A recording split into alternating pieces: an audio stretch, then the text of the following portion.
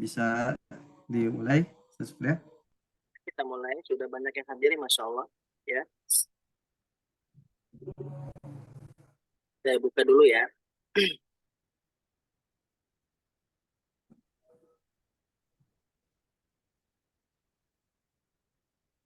Oke, bismillahirrahmanirrahim. Assalamualaikum warahmatullahi wabarakatuh. Waalaikumsalam warahmatullahi wabarakatuh. Kita bisa berkumpul dalam kajian kita.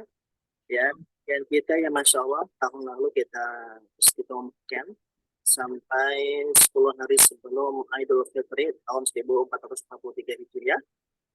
Dan Alhamdulillah di tahun ini adalah kultum, tapi lebih dari kultum. Ya.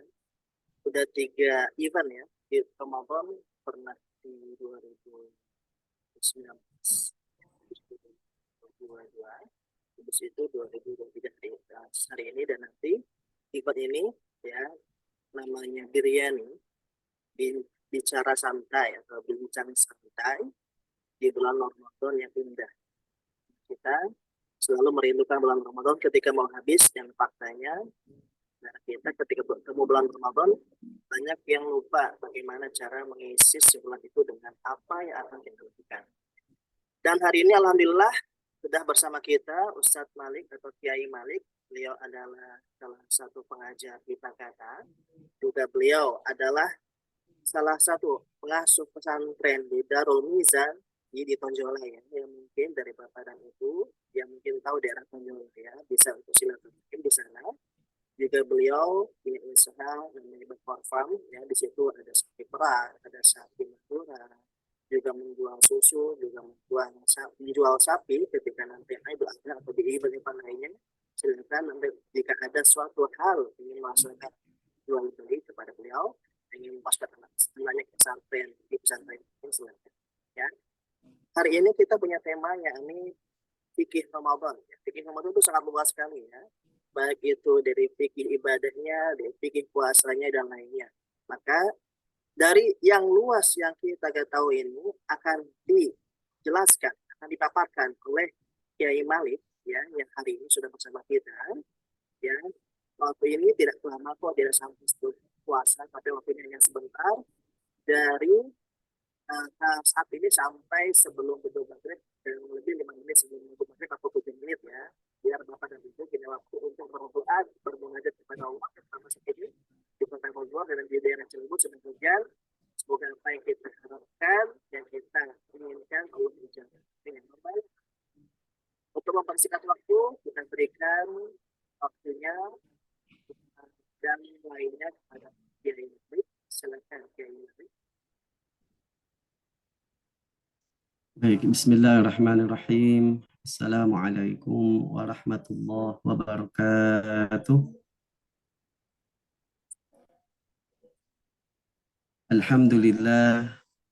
Alhamdulillahi wa kafa. Wassalatu wassalamu ala nabiyyina Muhammadanil Mustafa wa ala alihi wa sahbihi ahli sidqi wal wafa. Subhanaka la ilma lana illa ma 'allamtana innaka antal alimul hakim. Rabbana zidna ilman warzuqna fahman birahmatika ya arhamar rahimin. Amma ba'du, hadirin jamaah bapak-bapak dan ibu-ibu yang dimuliakan oleh Allah Subhanahu wa taala. Alhamdulillah wa syukru ala ni'amillah. Pada sore hari ini kita bisa ya bertatap muka meskipun tidak secara langsung ya di dunia maya, tapi mudah-mudahan tidak mengurangi keberkahan hadirnya kita di majelis ilmu ini, juga mengisi waktu-waktu kita yang berharga di bulan suci Ramadan ini. Bersama kajian apa tadi kata Ustaz Supri itu Biryani ya. Intinya ini adalah digagas oleh divisi Kiswa dari Yayasan Bakkata. Divisi Kiswa itu kajian Islam dan dakwah, salah satu divisi dari Yayasan Bakkata. Sesuai tema yang disampaikan oleh host yaitu Al-Ustaz Supriyo Wira Ramdhani, ya, tentang fikih puasa, atau fikih Ramadan sebenarnya terlalu umum ya, mungkin nanti lebih dipersempit lagi ya tentang fikih puasa. Kemarin mungkin kalau ada yang gabung di dalam grup Bakata telah saya share tentang rukun puasa ya secara global ya, yang mana puasa ini terdiri dari syarat dan rukun. Terutama rukunnya ini yang mana yang harus dikerjakan bagi setiap orang yang berpuasa. Yang termasuk rukun puasa yang saya kutip dari beberapa kitab, khususnya dalam kitab Al-Fiqhul Manhaji ala al-madhab al-imam asy-syafi'i, di sini yatakawwanu siyamu min tahqiqi ruknaini asasiyaini. Puasa itu terdiri dari 2 rukun asas. Yang pertama adalah niatus shaum, niat berpuasanya. Yang kedua adalah al-imsaku 'anil muftirat minal fajri ilal ghurub. Menahan diri dari hal-hal yang membatalkan puasa dari mulai terbit fajar sampai terbenam matahari. Kembali kepada pembahasan yang utama yaitu niat, apa rukun. Yang pertama adalah niat. Yang dimaksud dengan niat di sini adalah qasdus siyam, sengaja melaksanakan puasa. Jadi kalau kita hanya menahan lapar, tidak niat untuk puasa, maka tidak dikatakan puasa. Ya, orang menahan lapar, menahan haus, tapi tujuannya misalkan untuk diet, nah itu bukan puasa. Ataupun tujuannya untuk supaya karena memang tidak ada makanan dan tidak ada minuman, kemudian dia tidak niat untuk puasa, maka tidak dikatakan puasa. Maka harus ada qasdu siamnya, sengaja bertujuan melaksanakan puasanya. Wa mahalluha al-qalbu, dan tempat niat itu dalam hati. Di sini dikatakan wala takfi bil lisan, tidak cukup hanya dengan lisan. Bahkan wala yushtaratu talaffuzu biha, tidak disyaratkan untuk melafazkannya. Meskipun menurut dalam mazhab Asy-Syafi'i juga ada beberapa mazhab yang lain yang mengatakan disunahkan untuk melafazkan niat. Jadi adalah hal masalah khilafiyah. Ada yang mengatakan disunahkan untuk melafazkannya, ada juga yang mengatakan tidak. Tapi semuanya, baik yang mengatakan disunahkan untuk dilafazkan, ataupun yang mengatakan tidak disunahkan untuk melafazkan, mereka pun berpendapat bahwa tidak cukup hanya dengan lisan apabila hatinya tidak ikut niat. Ya. Maka yang utama itu ya adalah niat yang di dalam hati. Bahkan ketika tidak dilafazkan, hanya niat dalam hati, saya niat puasa Ramadan, nah itu sudah dianggap niat meskipun tidak dilafazkan. Tapi dalam mazhab Syafi'i sendiri melafazkannya itu termasuk disunahkan. Dalilnya adalah sabda Rasulullah Shallallahu Alaihi Wasallam, innamal a'malu binniyat. Ya, amal ibadah itu tergantung dengan niatnya. Kemudian perlu kita garis bawahi di sini apa yang sering kita lakukan mungkin ketika di tahun-tahun sebelumnya kita misalkan suka bareng baca niat setelah sholat tarawih, ya maka itu sah-sah saja, silakan, karena mungkin ada ulama yang mengatakan disunahkan, ya. Tapi yang utamanya itu adalah kita harus mengerti apa yang kita lafazkan, apa yang kita baca. Ya, jangan sampai kita hanya ikut-ikutan saja tanpa kita mengetahui maknanya sehingga hati kita pun tidak niat, kita hanya ikut-ikutan saja. Minimal terdetik dalam hati kita, ya Allah saya niat puasa Ramadan. Minimal 3 hal itu. Saya niat puasa Ramadan. Meskipun yang afdalnya adalah seperti yang dikutip oleh Syekh Al-Malibari di dalam kitab Fathul Mu'innya, nawaitu shauma ghadin an adai fardhi ramadhani hadhis sanati lillahi ta'ala. Ya ramadhani hadhis sanati. Ya bukan ramadhana hadhis sanati. Nah, bisa juga ramadhana hadhis sanata. Jadi as-sanatanya kalau dibaca ramadhana itu hadhihi sanatanya menjadi dzaraf atau maf'ulun fi, sehingga dinasabkan hadhihi sanata. Ramadhananya dia majrur, tanda jarnya fathah kalau Ramadhana hadhihi sanata. Tapi kalau Ramadhani hadhihi sanati, asanati hadhihi sanatinya menjadi mudhaf ilaih. Hadhihinya mudhaf ilaih mabni, asanatinya itu menjadi badal dari hadhihi. Nah, Ramadhaninya dia dalam posisi sebagai mudhaf ilaih dari fardhi, juga dia sebagai mudhaf untuk hadhihi. Nah, dalam kaidah bahasa Arab, ilmu nahwu, isim ghairu munsharif atau yang tidak menerima tanwin apabila dalam posisi jar, tanda jarnya itu adalah fathah, kecuali dalam dua keadaan. Pertama dimasuki oleh alif lam, yang kedua adalah ketika dalam keadaan sebagai mudhaf. Nah, maka kata Ramadhani hadis sanati dia sebagai mudhaf. Makanya tanda jarnya itu kasrah bukan fathah. Maka yang sesuai dengan kaidah menurut para ulama itu Ramadhani hadhihi sanati. Ya meskipun tidak terlalu jauh maknanya ketika salah mengucapkan, karena yang utama itu yang di dalam hati. Kemudian untuk puasa wajib, fa in kanati niyatul shaumi Ramadan, atau dalam kitab lain untuk puasa wajib, usturita fihi tahaqqul umuri taliyah, disyaratkan untuk memenuhi hal-hal berikut ini. Jadi kalau puasanya puasa wajib, termasuk puasa Ramadan, itu adalah tabyid pertama.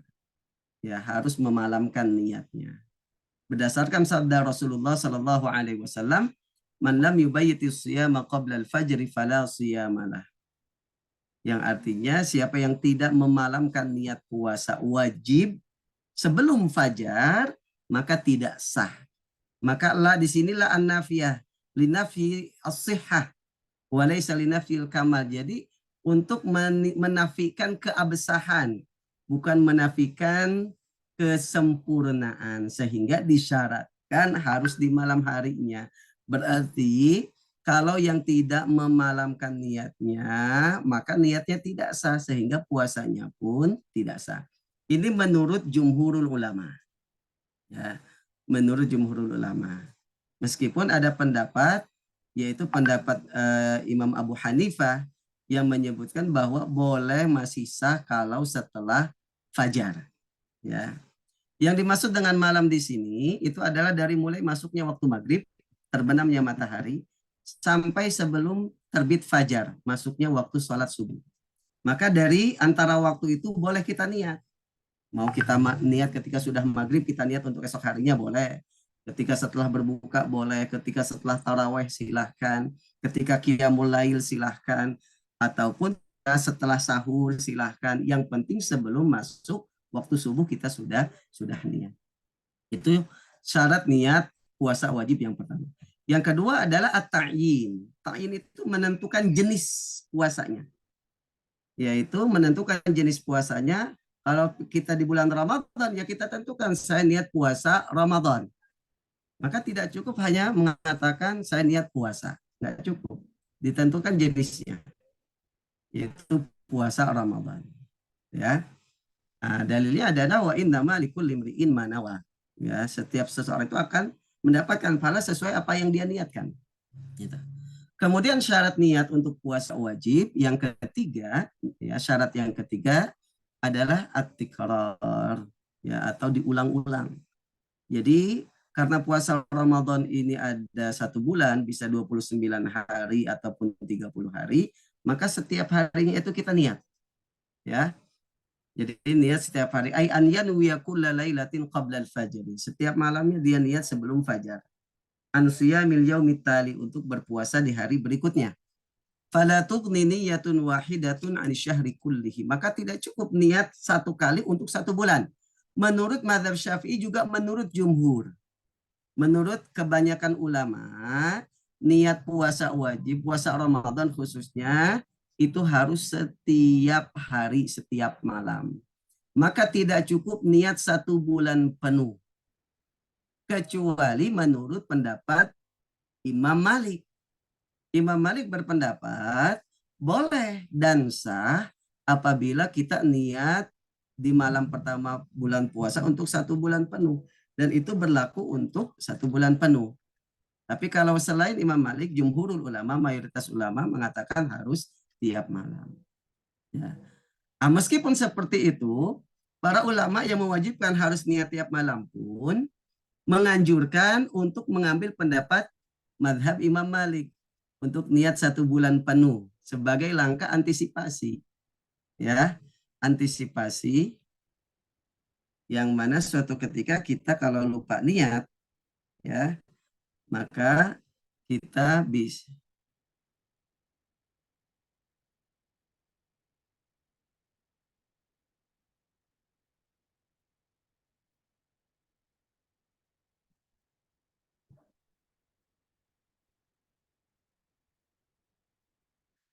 baik, kita lanjut. Mohon maaf tadi ada gangguan sinyal. Ya, jadi kita pun dianjurkan mengikuti pendapat atau mengikuti taklid kepada Imam Malik yang membolehkan niat 1 bulan penuh sebagai langkah antisipasi apabila suatu hari, suatu malam kita lupa niat. Ya, jadi agar supaya puasa kita tetap sah, maka kita niat 1 bulan penuh, tapi dengan niat mengikuti pendapat Imam Malik. Niatnya gimana? Ya niatnya pakai bahasa yang kita pahami saja. Ya Allah, saya niat puasa Ramadan 1 bulan penuh di tahun ini, ya, mengikuti pendapat Imam Malik. Tapi nanti setiap malamnya kita niat lagi. Gitu. Adapun dalil para ulama, kenapa mewajibkan niat itu harus setiap hari? Di sini dikatakan li'anna siyama syahri Ramadan laisa ibadatan wahidatan bal hiya ibadatun mutakarriratun wa kullu ibadatin la budda an tanfarida bi niyatin mustaqillatin.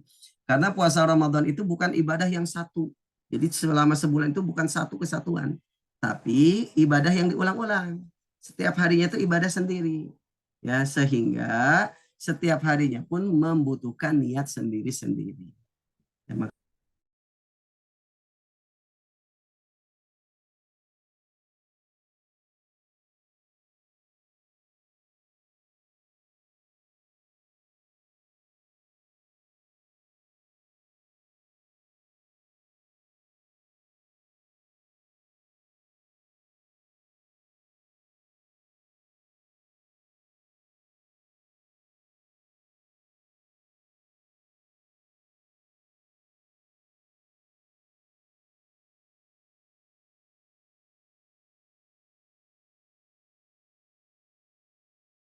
Oke, sepertinya Ustadz Malik suaranya belum ada ya, sinyalnya terganggu, ya hujan karena hujan deras.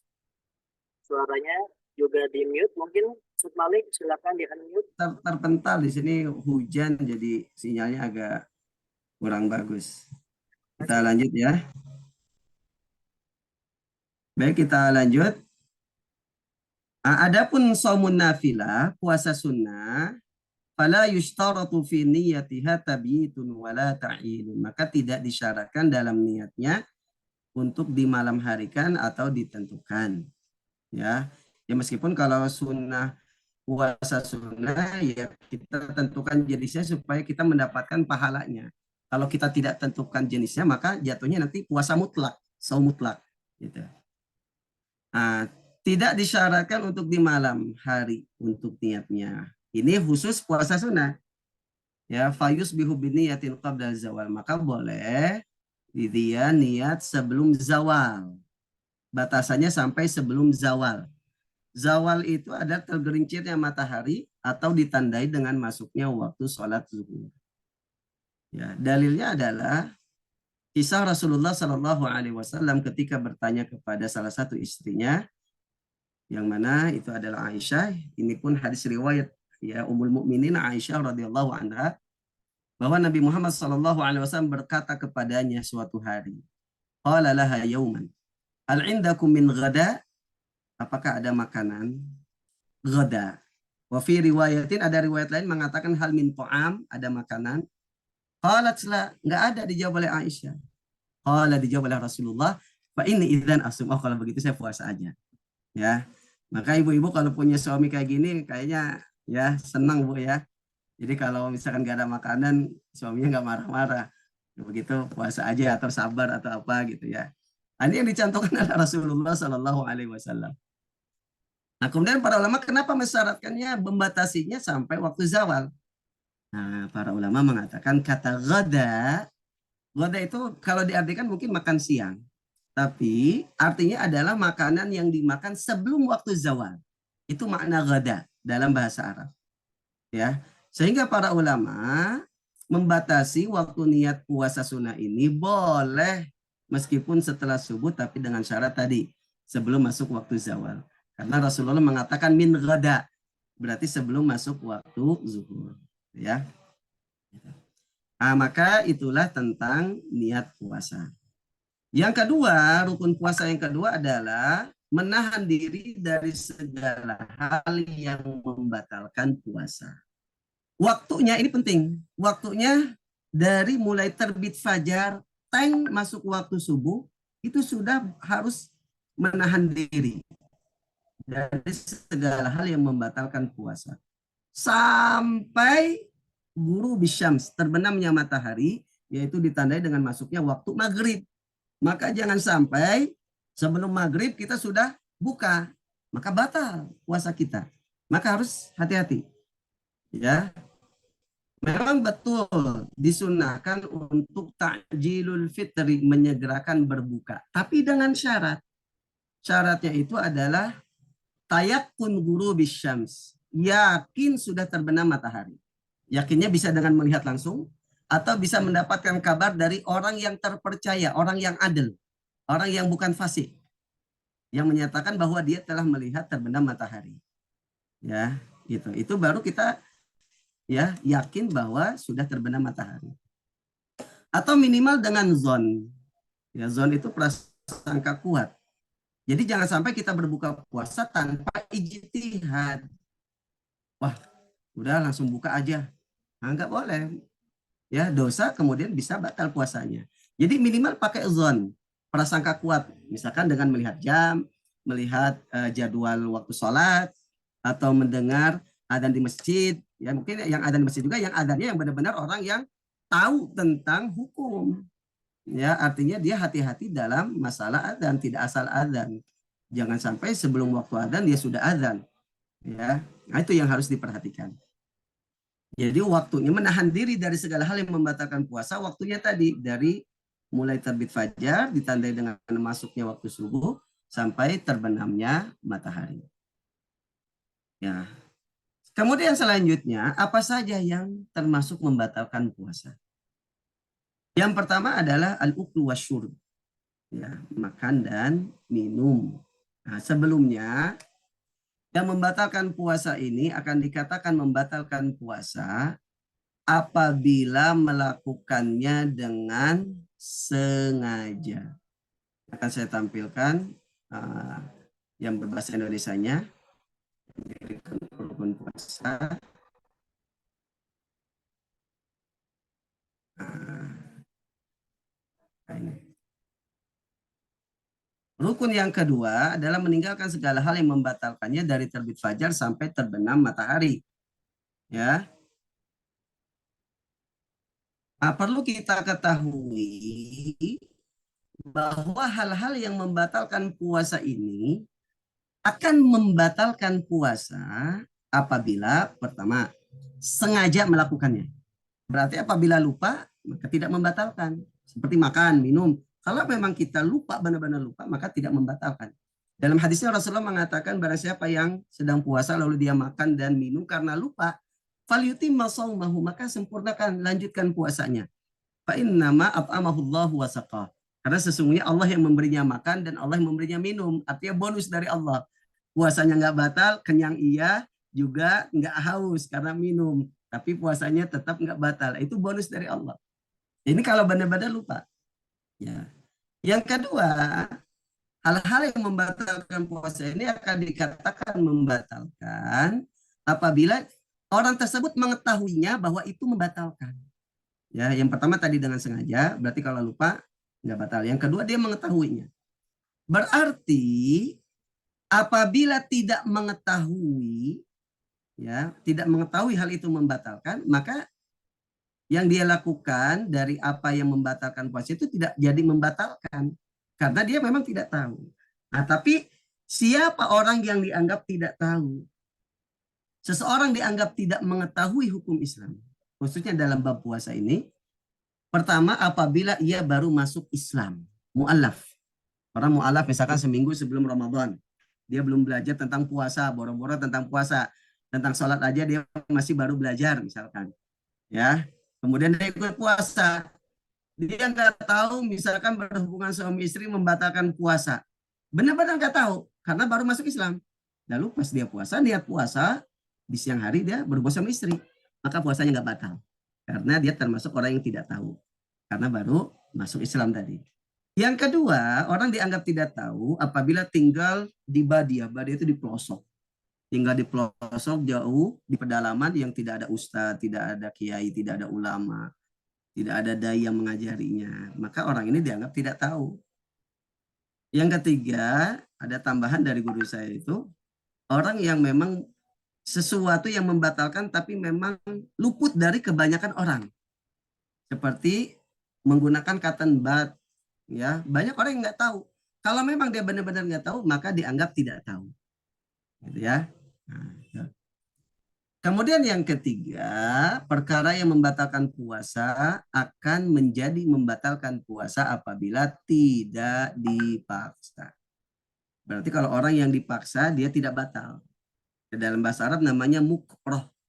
Kalau mukroh itu orang yang tidak berdosa kalau melakukan sesuatu. Tapi dengan syarat dia benar-benar tidak bisa berlepas diri dari ancaman tersebut. Orang yang diancam, ya, kemudian dia pun tidak menginginkan untuk melakukannya. Misalkan ada orang lagi puasa, kemudian dia ditangkap oleh musuhnya, ditawan. Kemudian musuhnya tahu dia yang ditawan ini sedang puasa, lalu dipaksa untuk minum. Maka orang yang sedang puasa ini sebenarnya dia nggak mau membatalkan, dia pun berontak. Tapi karena diikat, dipaksa, kemudian sampai terminum, maka tidak batal puasanya. Gitu ya. Nah, berbeda kalau dia merasa, oh nggak apa-apa lah saya dipaksa, ntar nggak haus enak. Nah, itu mah batal. Ya, karena dia menikmatinya dan dia menginginkan untuk membatalkan puasa. Nah, jadi tiga hal ini yang menjadi syarat bahwa hal-hal yang membatalkan puasa itu akan membatalkan puasa. Berarti kalau tidak memenuhi tiga syarat ini tidak membatalkan. Apa saja yang membatalkan puasa? Yang pertama adalah makan dan minum. Ya, berarti kalau nggak sengaja, kalau lupa, kalau nggak tahu dengan apa pengertian orang nggak tahu tadi, kemudian kalau dipaksa maka tidak membatalkan puasa. Kemudian yang kedua, masuknya sesuatu yang terlihat oleh mata atau disebut ain, usulu ainin. Nah, maka kata ain di sini menjadi poin, ya, menjadi apa ya? Menjadi poin, menjadi salah satu poin dalam masalah yang membatalkan puasa yang kedua ini. Karena selain ain, selain sesuatu yang terlihat oleh mata, itu berarti tidak membatalkan. Ya, ain itu sesuatu yang kelihatan oleh mata, entah yang biasa dimakan dan diminum, ataupun yang tidak biasa dimakan dan diminum. Kalau yang biasa dimakan dan minum berarti makanan dan minuman. Kalau yang nggak biasa dimakan dan diminum, misalkan ada kertas, dia masukkan ke mulut, kemudian ditelan. Kertas itu kan nggak biasa dimakan, tapi itu termasuk ain, ya, benda yang kelihatan oleh mata. Maka itu membatalkan puasa. Yang tidak termasuk ain itu adalah asar. Asar itu sisa ataupun bekas dari ainnya tersebut. Ya, kalau bisa dikatakan ya aroma ataupun rasa. Ya, maka kalau yang masuknya rasa, misalkan orang pakai sifat di matanya atau pakai tetes mata, yang masukkan airnya ke mata. Kalau mata itu tidak termasuk jauh, nanti akan kita terangkan, tapi akan terasa rasanya itu di tenggorokan. Maka itu tidak membatalkan karena bukan ain. Ya, yang masuk ke tenggorokan yang dirasanya itu adalah rasanya, aromanya, bukan ainnya. Makanya perlu kita tekankan yang membatalkan itu kalau berupa ain. Ain itu tadi adalah sesuatu yang kelihatan oleh mata. Ya, berarti yang bukan ain seperti rasa, seperti aroma maka tidak membatalkan. Masuknya sesuatu yang terlihat oleh mata ke dalam jauf. Ya, jauf itu ada yang mengartikan perut dan dalaman kepala, ada juga yang lebih umum. Jauf itu adalah dari mulai mulut, batasannya tenggorokan ke bawah, makhraj ha ke bawah, itu dikatakan jauf. Hidung, batasannya pangkal hidung ke atas, ke dalam, itu dikatakan jauf.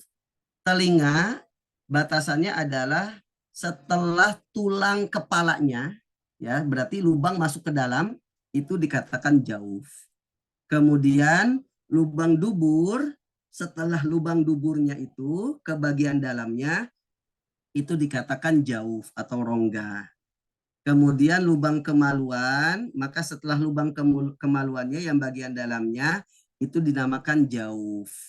Ada satu lagi adalah dalam, mohon maaf, di payudara atau di pentilnya itu, tempat keluar ASI-nya itu, air susunya. Maka lubang yang dalam dari lubang payudara ASI itu disebut jauf. Ya, maka itu pengertian dari jauf. Mungkin kalau di bahasa Indonesia kan ya mungkin rongga ya ataupun apa. Cuman kalau rongga mungkin tidak mencangkup yang di payudara, kemudian yang di kemaluan dan lain sebagainya. Itu yang penting penjelasannya seperti itu. Makna dari jauf. Masuknya ain atau sesuatu yang kelihatan oleh mata ke dalam jauf melalui 5 manfad maftuh. 5 rongga terbuka. Ya. Apa saja 5 ini? 5 rongga terbuka. Pertama mulut tadi. Ya, batasannya sampai tenggorokan makhraj ha kecil. Maka kalau masih dalam makhraj ha itu belum. Tapi kalau sudah melewati itu membatalkan. Kalau kita belajar makhrijul huruf, huruful halqi atau huruf yang di tenggorokan itu kan ada 6 ya. Makanya disebut izhar halqi, huruf izhar. Ada tenggorokan yang paling luar yang dekat dengan mulut itu ada ghin dan kha. Ya. Kemudian di tengahnya itu ada ha, ya. Ada ha dan ain. Kemudian yang di dalamnya itu ada hamzah dan ha besar. Maka batasannya itu yang tengah, makhraj ha. Ya. Apabila melewati makhraj ha, apapun yang masuk ke dalam mulut kita, kalau sampai melewati makhraj ha, maka itu membatalkan puasa. Apapun tadi. Ya, itu batasannya. Yang kedua, hidung batasannya sampai pangkal hidung. Kemudian yang ketiga, telinga batasannya adalah sampai telinga bagian dalam tadi. Ya, batasan ini yang sejajar dengan tulang kepala sini yang dekat telinga itu masih zahir, masih belum batin, masih belum jauh. Tapi sudah melewati tulang itu berarti bagian dalam itu sudah dinamakan jauh. Ya. Makanya kalau kita pakai cotton bud membersihkan telinga itu sudah masuk jauh karena sudah melewati batasan tulang yang di wajah ini nih, yang di sini. Ya. Gitu. Kemudian lubang dubur, ya, para ulama membatasinya adalah bagian yang wajib untuk dibasuh ketika istinja itu tidak dinamakan jauf. Maka kalau kita istinja, ya, kemudian kita hanya mensucikan bagian yang wajib dibersihkan saja, tidak sampai dalam-dalamnya. Maka itu boleh nggak membatalkan. Tapi kalau kita sampai memasukkan ujung jari kita ke dalam, meskipun sedikit ujung jari kita masuk ke dalam, itu membatalkan puasa. Ya, makanya mewanti-wanti para ulama kalau istinjanya atau BAB-nya itu di malam hari kalau bisa. Ya, kalau bisa. Kenapa? Karena jaga-jaga. Ya, jaga-jaga gitu. Kalau nggak bisa ya nggak apa-apa. Ya, di siang hari setelah subuh gitu ya. Tapi hati-hati ketika istinjanya. Kemudian yang kelima ada lubang kemaluan. Lubang kemaluan kalau untuk laki-laki berarti ya setelah bagian yang wajib dibasuh ketika setelah kencing, ya bagian depannya aja, ya. Kalau sampai masuk ke dalam, apalagi sampai menusukkan sesuatu, ya batal. Ya, kalau perempuan itu dikatakan dalam kitab Fathul Mu'in itu bagian yang terlihat dari kemaluan wanita ketika seorang wanita itu jongkok. Ketika seorang wanita jongkok, ya biasanya kalau pipis ataupun apa jongkok gitu ya, maka bagian yang kelihatannya saja itu yang wajib untuk dibersihkan dalam istinja. Selainnya bagian yang kelihatan atau bagian yang dalamnya itu disebut jauh. Maka kalau misalkan memasukkan sesuatu, entah tangannya ataupun misalkan ada namanya apa itu selang gitu ya. Kalau sekarang kan kadang pakai selang air itu ya.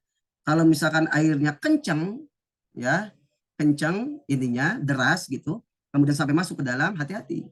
Kalau kita ingat kita sedang puasa, maka itu membatalkan puasa. Ya, nah, maka inilah 5 lubang yang disebut dengan manfad maftuh, rongga ruangan terbuka yang masuk mengakses ke dalam jauh tadi. Ya. Berarti kalau selain ke-5 lubang ini, ya ada satu tambahan. Mohon maaf tadi payudara ya, payudara khususnya bagi wanita, lubang tempat keluar air ASI-nya. Itu pun termasuk dikatakan jauh. Ya. Maka dari 6 lubang ini, selain 6 lubang ini, maka tidak membatalkan. Seperti mata, kita masukkan air mata, obat mata ataupun celak ya atau sifat, meskipun terasa asarnya, bekasnya ataupun rasanya di tenggorokan itu tidak batal, karena bukan termasuk dari 5 lubang plus 6 tadi dengan payudara. Ya, ataupun misalkan kita mandi kemudian kepala kita dibasuh gitu ya, itu enggak. Ya karena bukan manfaat maftuh tadi. Begitupun masamul jild, istilah dalam kitab fikihnya masam. Masam itu pori-pori yang ada di kulit kita. Ya, lubang-lubang kecil itu. Maka misalkan kita pakai krim, pakai hand body ataupun apa gitu ya, pakai minyak, pakai sabun, pakai air, kemudian terserap oleh kulit kita, maka tidak membatalkan karena tidak termasuk dalam manfaat maftuh tadi. Ya. Baik hadirin jamaah yang dimuliakan Allah Subhanahu wa taala, yang ketiga adalah muntah dengan sengaja, ya.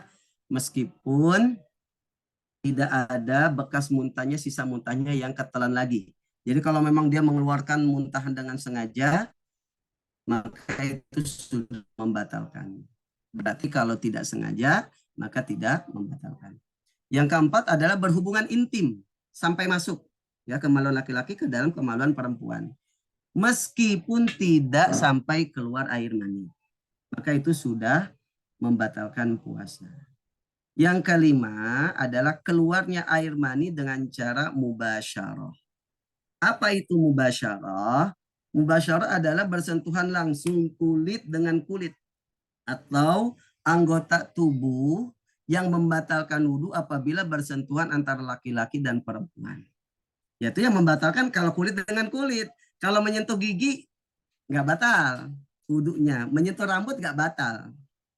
Begitupun kalau misalkan puasa menyentuh itu kemudian sampai, mohon maaf sampai keluar air mani, tapi hanya menyentuh giginya misalkan, hanya menyentuh rambutnya tapi saking syahwat seksualnya tinggi sampai mengeluarkan air mani, maka tidak membatalkan.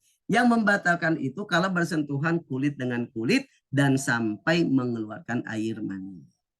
Ya, gitu. Berarti kalau karena mimpi ya nggak batal, berarti bukan mubasyarah. Ataupun kalau misalkan bermesraan, ya laki-laki dan perempuan bermesraan, tapi tidak bersentuhan kulit dengan kulit. Misalkan hanya ada penghalang, entah baju, meskipun bajunya ataupun kainnya kain yang tipis. Berarti kan nggak mubasyarah. Tidak langsung bersentuhan kulit dengan kulit, maka tidak membatalkan meskipun sampai mengeluarkan air mani. Tidak membatalkan. Tadi syaratnya keluar air mani dengan cara mubasyarah. Mubasyarah itu bersentuhan kulit dengan kulit, entah dengan onani, itu ya, bermesraan, cumbu dan lain sebagainya. Ya. Kemudian kalau yang keluarnya air madhi, ya air madhi itu air yang keluar ketika ada syahwat tapi ringan. Biasanya akan keluar ketika dalam muqaddimah sebelum berhubungan suami istri.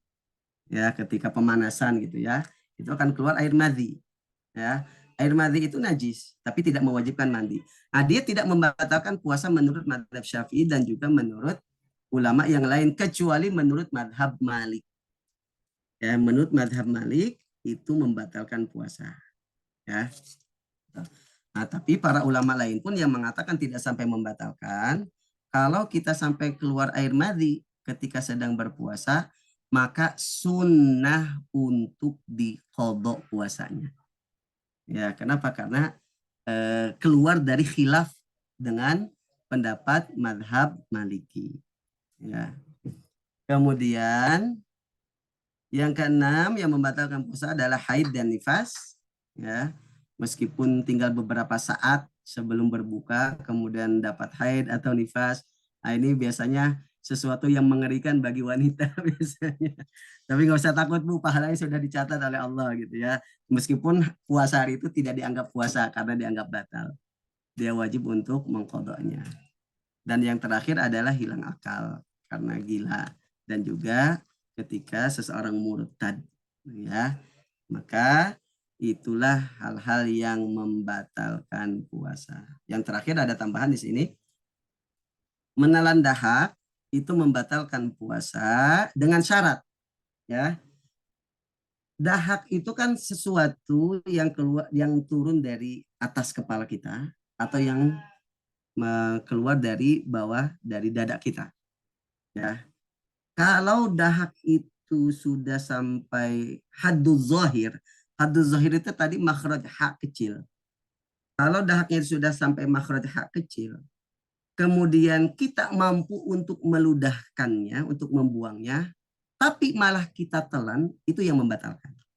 Kalau selain itu berarti tidak membatalkan. Misalkan dahaknya turun dari atas kepala langsung masuk ke dalam dada, itu nggak batal karena nggak sampai ke makhraj hak. Ataupun sampai ke makhraj ha, tapi kita susah untuk membuangnya, ya. Kemudian tertelan lagi, maka tidak membatalkan, ya. Kemudian menelan ludah, ya, tidak membatalkan dengan syarat. Pertama, ludahnya itu ludah sendiri. Kalau ludahnya ludah orang lain, kemudian dia telan, ya batal, ya. Ya mungkin kalau bagi kita nggak kebayang itu jijik Bu ya, ya. Tapi bisa, mohon maaf, ini agak sedikit jorok. Misalkan orang cumbu sampai misalkan ya lidah pasangannya itu sampai masuk ke mulut dia, kemudian ditelan, batal. Ya, karena tidak memenuhi syarat yang pertama tadi. Kemudian yang kedua, ludahnya itu masih orisinil. Maksudnya orisinil di sini belum tercampur dengan apapun, entah tercampur dengan darah yang ada di gusi, di lidah atau di mulut kita. Misalkan mulut kita terluka, ya keluar darah, tercampur dengan ludah, maka ludahnya jangan langsung ditelan, dibersihkan dulu, ya. Kemudian belum tercampur dengan masakan yang dicicipi atau dengan odol, ya, itu jadi dibersihkan dulu, ya. Kemudian ludahnya masih berada di dalam sekitar mulut. Maka kalau ludahnya sudah keluar dari mulut, ya, misalkan orang ngomong banyak, ludahnya sampai di bibirnya sini bawah. Kemudian dia jilat dengan lidahnya. Kemudian dia telan, batal. Ya. Atau orang bersiwak, ya. Kemudian kan ada ludah yang nempel di siwak. Kemudian siwaknya dikeluarkan. Kemudian dia masukkan lagi, siwak lagi, tercampur ludah yang ada dengan yang sudah keluar tadi. Kemudian dia tidak langsung buang, dia langsung telan ludah yang bercampur tadi, maka batal. Ya. Nah, maka ludah tidak akan membatalkan puasa dengan syarat-syarat tadi. Ya. Baik, hadirin jamaah ibu-ibu dan bapak-bapak yang dimuliakan oleh Allah Subhanahu wa taala. Mungkin itu saja yang bisa kita kaji bersama. Mungkin masih ada beberapa saat sebelum adzan maghrib untuk menjawab beberapa pertanyaan yang sudah masuk, ya. Kita utamakan yang masuk dulu. Saya mendapati sahabat saya bilang Islam itu ribet ya, puas aja kudu dinginepin niatnya. Safar aja nggak boleh jamak dari rumah. Junub aja nggak boleh sholat langsung. Apalagi ini. Ya, apakah seperti itu? Ya betul seperti itu. Ya, puasa di atas 8 jam bisa 14 seperti apa, boleh nggak ngikutin yang wajar? Enggak, harus ngikutin yang ada. Jadi ajaran Islam itu akan dianggap ribet bagi orang yang memang tidak melaksanakannya sepenuh hati. Jadi apa yang Allah perintahkan, apa yang Rasulullah perintahkan, ya kita entah kita tahu hikmahnya ataupun kita nggak tahu hikmahnya, udah hikmah ta'budiyah saja, kita menghamba saja kepada Allah. Gitu ya, seperti itu. Kemudian kalau di Eropa ya kita ikut waktu sana, Bu. Nggak boleh kita ikut yang lebih sebentar puasanya. Kemudian kita suka dengerin azan lewat radio. Pas di radio azan, rupanya di kita belum dengar azan. Kita jihadnya mana? Bukan jihad tapi ijtihad ya. Ijtihadnya kita melihat waktu azan, waktu maghrib yang sudah ada. Makanya saya sarankan itu di rumah ada waktu jadwal imsaki atau jadwal waktu itu, waktu sholat, yaitu ya bisa kita jadikan sebagai patokan. Kemudian pastikan juga waktu di HP kita atau di jam kita itu sesuai. Ya. Baik, ibu-ibu dan bapak-bapak, ternyata sudah masuk waktu maghrib. Mungkin sampai di sini kajian kita. Kurang lebihnya mohon maaf. Walafu minkum. Wassalamualaikum warahmatullahi wabarakatuh. Terima kasih kepada Ustadz Malik atas pemaparannya, Masya Allah ya. Cukup singkat dan padat ya pemaparannya beliau. Semoga apa yang kita rasakan ini adalah ilmu yang bermanfaat untuk kita semuanya. Dan semoga Allah memudahkan segala urusan kita, memberikan kepada kita semua kesehatan, lahir dan batin, terutama sampai tetapnya bulan Ramadan ini, bisa kita dawamkan dan kita melakukan puasa beserta ibadah-ibadah. Amin ya rabbal alamin. Kita baca doa kafaratul majelis. Subhanallahumma wa bihamdika asyhadu an la ilaha illa anta astaghfiruka wa atubu ilaik. Selamat menikmati ya takjil berbuka puasa, dan sebelumnya jangan lupa untuk berdoa bersama. Allah melindungi semua kita. Ya, saya akan menutup saya. Terima kasih kembali. Sama-sama, pamit Ustaz. Syukran. Ya, assalamualaikum. Waalaikumsalam.